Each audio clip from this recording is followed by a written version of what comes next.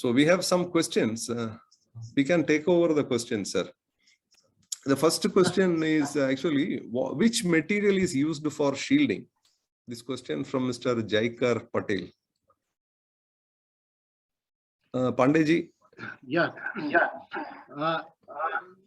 See, the material what we select for the shielding is that if it is a low frequency, where there is a magnetic field components or other things are there, so we select the MS. Otherwise, the most of the shield from the aluminum, right? In the that aluminum works the fine, but copper, if we some places we use the copper, but that is a very rarely in the special facilities like the MRI and other particular places, or where we have got the very low frequency communication type of thing. Because the low frequency magnetic field is the very important thing. That's why we use the MS. Some permeability should be there in that one.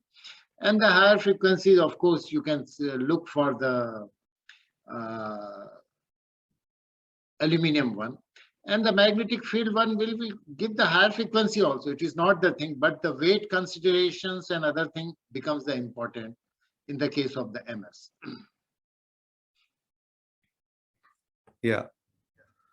Sir, there is another question. Data center infra, the way we are building in metro cities, what are the different ways, feasible solutions to protect it from EMP at the time of project construction stage and infra is ready, we have to implement the solutions in existing infra.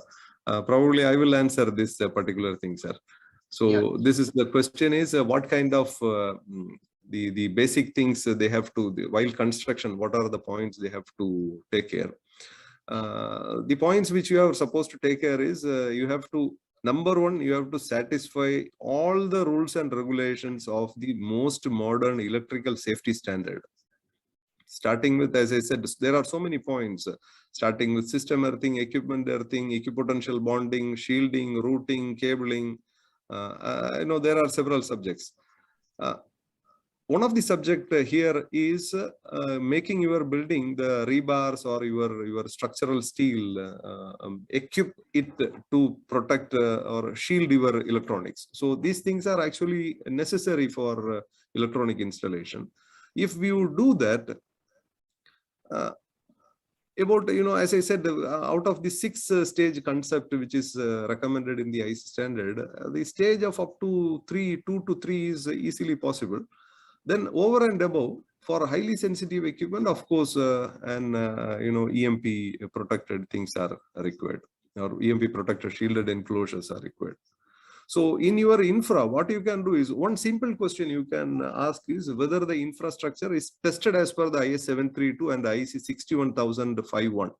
If these two tests are passed, then of course your installation is perfect to handle. The question to Pandey. Dr. Pandey, as per EMP or HEMP, do you also have solution for protection against cosmic radiation at high altitude? The background is that the government has launched ambitious project to set up a large GW scale solar parks in Ladakh, where the site altitude is in the range of 5,000 meters. Electronic, especially devices like IGBTs, are sensitive to cosmic radiation, which comprise mostly neutrons as per literature. Over to you, sir. This question is from Niket. Yeah, Mr. Nikhil, that, the type of the cosmic radiation which are coming to the Earth, they don't have that sufficient energy. They are not so high energy. Yes, the electronics gets affected when you are doing some sensitive measurements and other things. That's why we take them in the tunnels and other things to do the experiment. Because cosmic things are slightly different than the type of the thing. As you are saying, IGBT is sensitive to that, but not the thing that, okay, cosmic rays won't be able to induce that type of the transients, what we are talking here, whether it's from LEMP, lightning EMP, or say from the nuclear electromagnetic pulse. This is a complete different thing, and the energy of those cosmic radiations are not that sufficient. More than that, okay, we have got in the satellites where we have got the geostationary satellites, we have got the Wall-Allen belts where we have got the electrons which are, or the protons which are coming from the solar wind through the Earth's cusp and getting trapped in that one. They are in the mega electron volts electrons. So we have to protect our electronics of the satellites for those radiations. But I don't think that, okay, these cosmic radiations are going to be so high energy so they can induce a type of the field. Yes, that is okay. Your gold plate, gold film, that experiment of the thing that by which the cosmic radiation as the thing has been studied earlier in our childhood when we used to study. So that type of radiations are not sufficient to get the electrons damaged. Yes, if you have to do some experiment and other thing, the people used to go in the Kolar gold mines to do certain experiments and other type of thing. Okay. Okay. Hope Niket, you got the answer right there. And another question before I go to Gopakumar, Dr. Pandey, how harmful the EMIs are the normal mobile and communication tower installed near our residential area to human safety? Do we do something to help ourselves from these radiations? Question is from Harish. Yeah, that see, there is this particular top of the topic of the radiation hazards to the human being from the base stations or say mobile things has been is a very important topic. Yes, in our country that, okay, we have already taken at the moment for this base station that you cannot radiate more than the 20 watts of the power. Earlier it was also allowed up to the 40 watts in the September 2016 onwards. I think it has been made now the 20 watts. You cannot radiate from the base stations. And that particular power which is being radiated from the thing is not, that specific absorption rate what we talk about the thing. It is quite below than that. So yes, all the time that, okay, it is a cumulative effect. If you keep on continuously exposing yourself all the time and other type of the thing, so you have to be very careful about that thing. And if you are coming in the base stations, there are some dosimeter, microwave dosimeters are there. They can measure the type of the radiation levels at that particular place and can tell you that, okay, how much, because these are the specifications. These are the WHO specifications, these are IEEE specifications, these are INCAR specification. They are saying that, okay, this should not be more than the 3 milliwatt per centimeter square is the power density under radiation. So they should be maintained less than that. That will not affect. And the specific absorption rate, which we call the 5 watt per kg, that should be less than that. Okay, for the 2 milliwatt, it becomes a 0.4 watt per kg. That is the thing that, okay, one has to be careful. Now, I request the participants to post the question in the Q&A box, which you can see below your screen very clearly, because I have to read from the chat and then go back to the question answer. Again, once again, requesting, please post in the Q&A. And this question is for Mr. Gopakumar. Yes. Electrical inspector did not give NOC for transformer if we don't have two body or two neutral distinct earthing as per the standard. Please clarify if it is wrong, how many earth bit for transformer shall be there?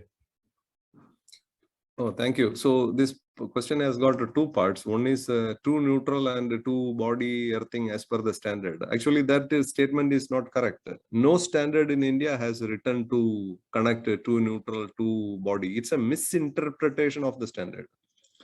For example, the earthing regulation of the Central Electricity Authority starts with the earthing of the distribution system. That means starting from our transformer up to the house. There, the neutral wire has to be connected to two earth electrodes. But we misinterpret and we connect the transformer neutral terminal to two earth electrodes. So this is, it is a misinterpretation. Then if you are thinking, if the question is about how many plate or how many rods are required for a modern building for a transformer, I would say 0. So this is the answer. 0 in the sense, of course, your reference is the structural steel of the building. You don't need to have this plate and the rod and other things. It won't actually protect your device. Mr. Dominic, then there is one more question. Somebody asked why two body, two neutral is disadvantageous. Mr. Chandar Mohan asked. Of course, it is disadvantageous because it will, if you do in this fashion, people will get affected. People will die due to shock or fire hazard. Please understand that electrical, insulation failure or a fault is not a daily phenomenon. It may come probably once in 5 years or once in 10 years in a particular building, if you are unlucky. And if you have this kind of an electrical system with two separate, two for body, two for neutral, on that day, on that critical day, people will be in deep trouble. So please don't do it. Nowhere in the standard and regulations, nowhere in the world it is written, because it's wrong. So over to you. Sir, last question, I take it from the the chat box. That is from Nobi Sebastian. Is it advisable to use isolation transformer for sensitive domestic electronic instruments, mainly life supporting equipment or home media servers? Should I read? Is it to me or to? Yeah, this is for transformer related, Gopakumar. Is it advisable to use isolation transformer for sensitive domestic electronic instrument, mainly life supports home media servers? Maybe for you should refer the catalog of the manufacturer. If these devices are of category 1, then you should use an isolation transformer. You can look at the manufacturer's catalog. One question last is any EMP affects the human organs? Dr. Pandey, does it affect humans other than electronics? See, that energy in the EMP is very low. EMP as the field getting like that, okay, the person, somebody has asked about the radiation hazards to the human being. The radiation hazard from the EMP to the human being is very small because the energy, the rise in the temperature, I could have shown some presentation of mine to the one PPT of mine that in which I calculated, because I myself export the, might have the 20,000, 30,000 of pulses in this EMP. So there's nothing like that because the human body gets affected with the rise of the temperature. See that when the temperature of the human body, I am saying that not the skin, it is the internal temperature when it increases, that causes the thing. And in the case of the EMP, this is, there's no effect because it is the single pulse which has got the energy is very less. Its energy is very less.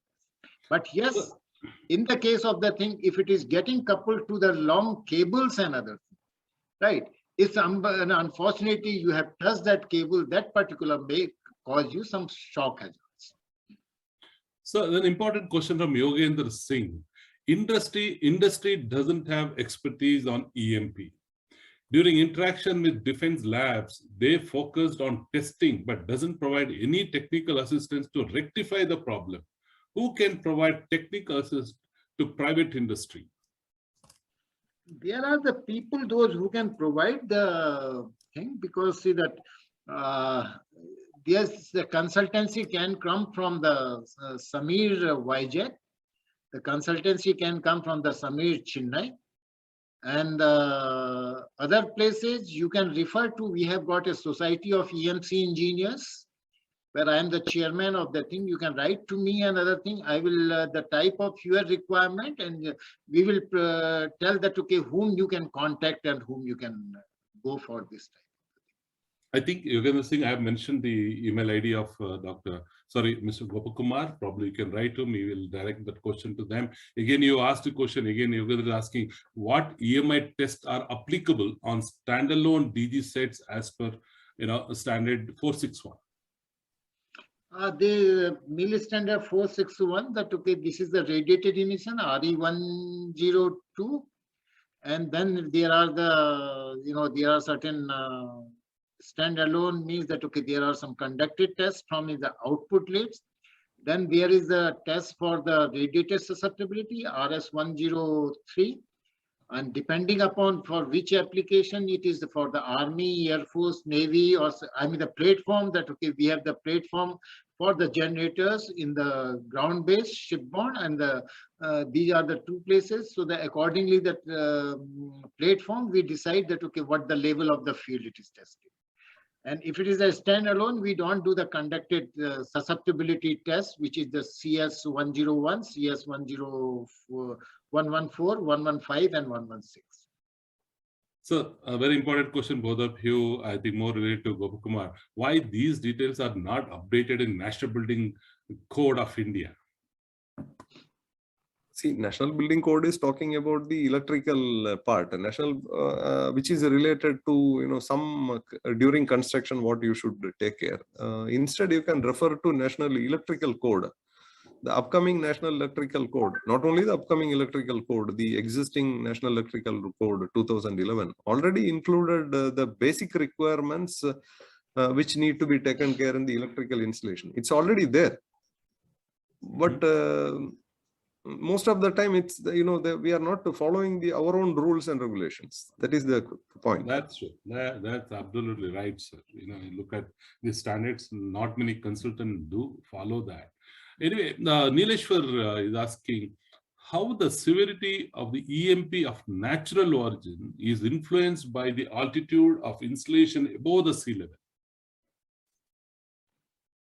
I couldn't get Dominic this. I'll read out this again. How a severity of the EMP of natural origin is influenced by the altitude of installation above the sea level. Now, whether it is in the sea level, that the high altitude EMP, this is nothing to do with the Earth's parameters. See, whenever we talk about the Earth parameter, is conductivity, is permeability, or is permittivity. See, it depends upon the thing that, okay, deposition region. In the case of the exo-atmospheric burst, the deposition region is between 20 to 40 kilometers with the tangential distance, however it is.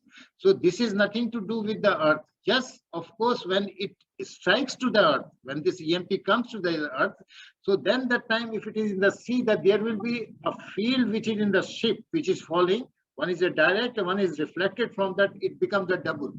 We calculate twice the field to have the effect on the ship, because the conductivity of the seawater is more. But generation doesn't affect with the Earth's thing. Of course, in the case of the surface burst, it has got some effect. Of course, in the surface burst, it has got, because in the water, the conductivity is good. If it is in desert area, the conductivity is poor. If it is in the marshland like the Chandigarh or Punjab and other things, that is the conductivity is more. So that the more the conductivity, that okay, magnetic field will be more, because the return current will be more. So that will result in the more strong field. Thank you, sir. The Mohammad Munawar is asking to Gopakumar, what are the tests which should be done as per IEC 6100005.1? Yeah, there are lot of tests. You can look at the standard section 1 of the standard, or annexure A of the standard. There is a detailed table given, which runs into, I think, 15 odd pages. It is also available in our website. We have put it somewhere in our website. You can download it. There are a lot of things, starting, for example, not only from the electrical point of view, from the point of dust, moisture, and so many things are there. Mm-hmm. Okay, the Munir MP is asking, what is the rating of SPDs to be used? I don't know whether the question is about the current rating of the SPD or the voltage protection level of the SPD. Preferably, the first point to be taken care is the voltage protection level of the SPD, including the wire length. Preferably, the lowest voltage protection level is the best. So then these are classified as, type 1, type 2, then type 1 SPD at the main switchboard, then the rating of the SPD, whether you have a long connected line or your transformer is very close to your line. Depending upon all these questions, it varies. So Kartikumar MS is asking, in a system for protecting sensitive equipment, can we use a SPD with discharge voltage less than 1000 volt through equipments are qualified for 1500 volt category?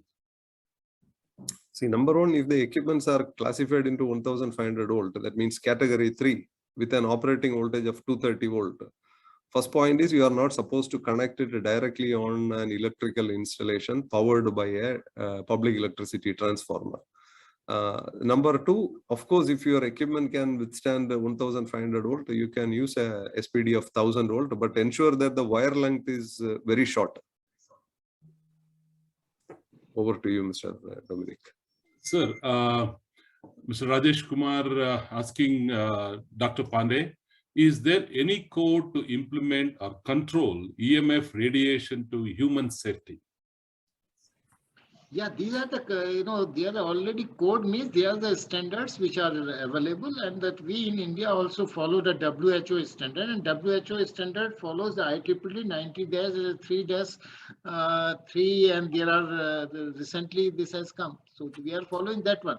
Even for that, okay, clearance of the sites in the different particular places, we are following these standards with the electromagnetic radiation environment and that. These are the well-known standards. Again to Gopkumar, Chandar Mohan Sachdev is asking why two body, two neutral are disadvantaged? Oh, the same answer. It can kill people during a fault, and it can catch fire. Your building can catch fire, electrical fire due to short circuit, because your MCBs won't trip.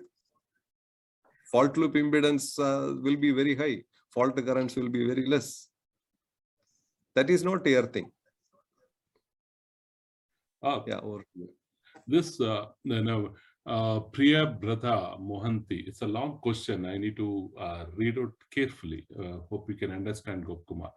People are using ESC terminals in the facility thinking one ESC terminal can protect the entire facility, as they don't want to go for conventional terminals as it will incur more material and destroy the look and feel of the building.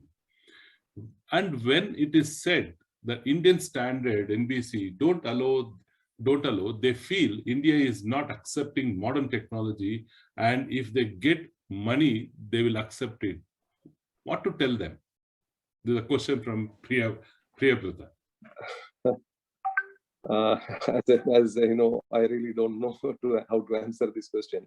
The standards are very clearly written what you should do, and if somebody is using what is not desirable, then finally that is up to them, up to the user. Okay. Question from Suresh Sudarshan Kumar. Is IS 62305 can be considered for powerhouse like Energy Center? For the structure, yes. For the building and for its electronics up to 1000 volt AC or 1500 volt DC, yes, you can consider. I'll move on to next question. Ari Kiran. To the earth fault protection get actuated, circuit need to be completed back to the source. So 2 earth pits are enough for the transformer, one for the main and one for the redundancy.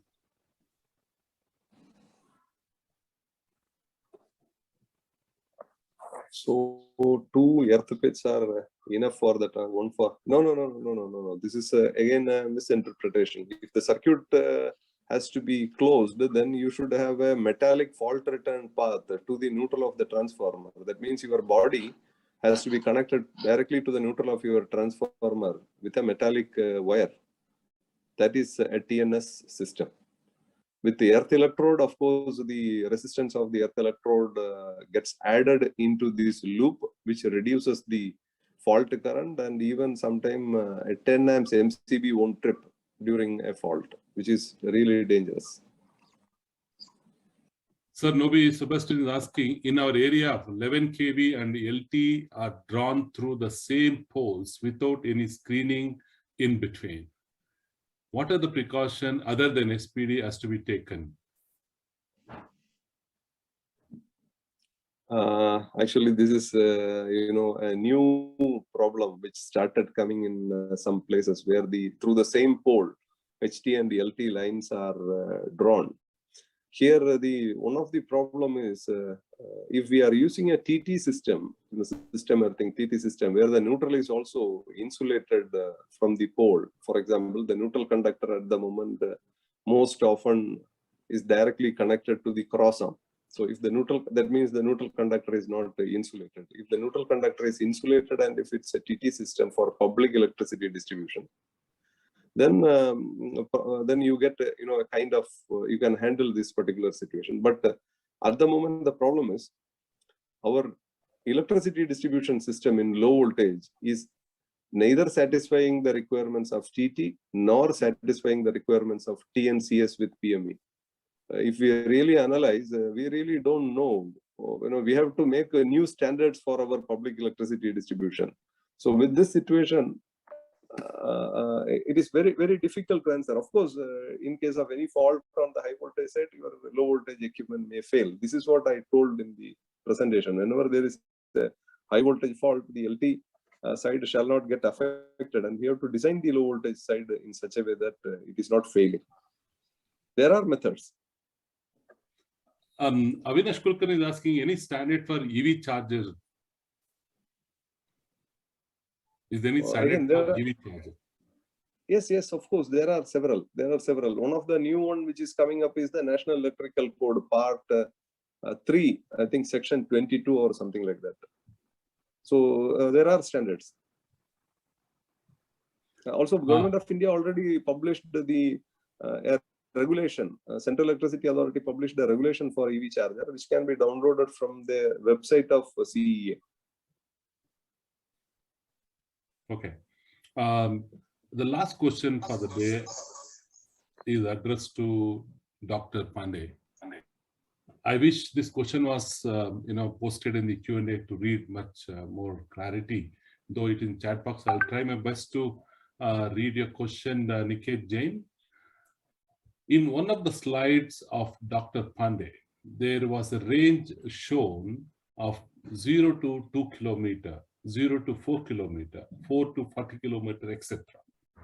Could you explain that again? Does it mean EMP is more severe at surface of the earth at high altitude? Example, would EMP at ground in a place like Chandigarh be same at ground in a place like Ladakh, which is around 5,000 meters? Are there altitude derating factors in EMP, just like the electric clearances? Yeah, I will make it very clear to you that, okay, when I'm talking about detonation of the EMP takes place at the three regions. We defined it. One is called the surface burst. The surface burst is defined from the ground 0 to 2 kilometers. That is called surface burst. Then 2 kilometer to 40 kilometer, we define it as a mid-altitude burst. And then that we talk when it is more than the 40 kilometer, if you have gone above our environment, then okay, it is called the exoatmospheric burst. As far as the EMP, as I was telling you, that okay, the exoatmospheric burst gives only the electromagnetic pulse on our Earth. There's no other effect. As I told you, there is the light, there is a blast, there is thermal, there is a shock, there is a debris. All these things are not there. So it is the electromagnetic pulse which reaches there. That is the thing that, okay, that's why we call it is the EMP bomb, right? Now, this coming to the surface burst, when there is a surface burst between 0 to 2 kilometer, see the height of the burst is that, okay, your complete fireball should form. Your complete fireball should form. So it is, if you put on the ground, so the fireball will not form fully. So it is at a particular height, maybe around 500 meters from the ground and other thing. So this is not only for the EMP, it has got the other effect. It has got the blast, it has got the shock, it has got the thermal, it has got the heat waves, it has got the debris, it has got the all fragments and everything.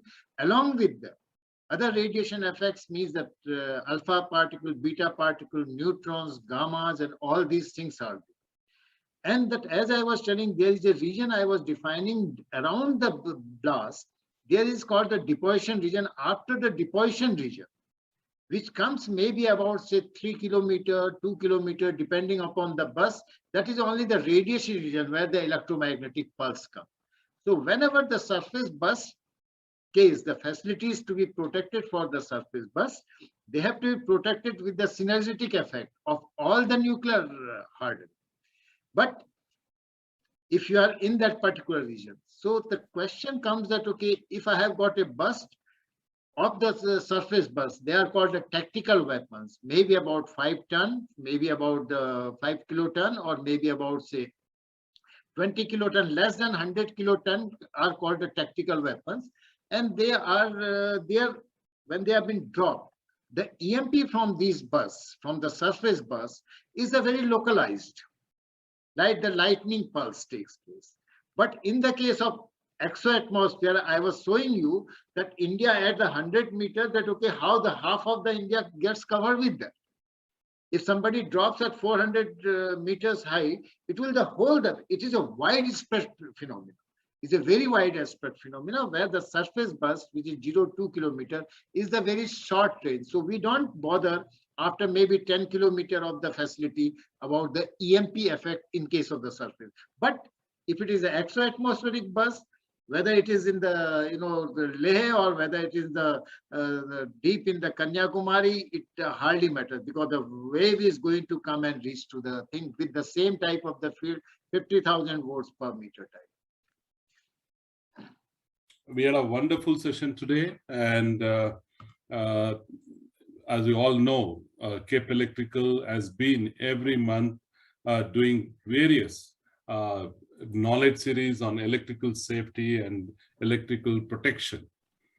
Today was very important session that we carried out, and all of you must have read, seen Dr. Pandey's various qualification and the award he has been received. He's one of the most eminent scientists in the country, who's working for DRDO. And Mr. Gopakumar, length and breadth, is going around creating an awareness of IEC standard and the electrical earthing and etc. This whole event is supported by FOCUS, Forum of Critical Utility Services, and FireSafe India Foundation. I want to thank all those participants. Technically, it's fantastic, and this is a purely technical. I'm a non-technical person, try to read out as best as possible, and learning is something that comes as a God grace, that as such a knowledgeable person, when you look at these scientists and the wonderful speaker, we think that India far better than the rest of the country when it comes to technicality, and wonderful people. And think these kind of webinars will help us to highlight the strength of our country, Atmanirbhar Bharat. And I'm sure you'll continue to participate in various webinars. We're going to have soon on electrical safety that we are discussing with Gopakumar. We will come out with another edition on the same subject. And we'll keep coming out with expertise like Dr. Pandey to address us.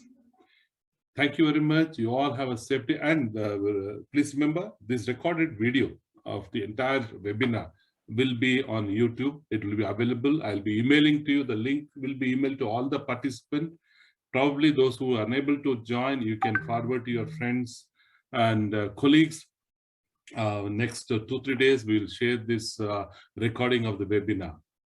Looking forward for your continuous support, looking forward to participate in our knowledge series. And any question on this subject, I have already in the chat box already mentioned Mr.